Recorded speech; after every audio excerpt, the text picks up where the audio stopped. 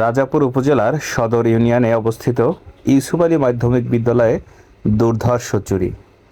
School কর্তৃপক্ষ জানিয়েছে, তাদের কম্পিউটার ল্যাব থেকে আজ 15ই আগস্ট রাতে 15টি ল্যাপটপ নিয়ে গিয়েছে চোর।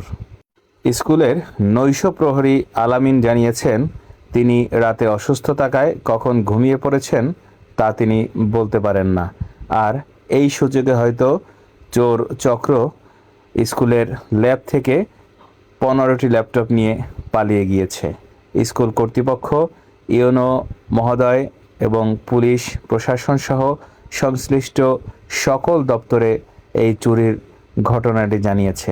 চুরির ঘটনাটি জানাজানি হলে স্কুল এবং এলাকায় একটি থমথমে পরিবেশ বিরাজ করছে।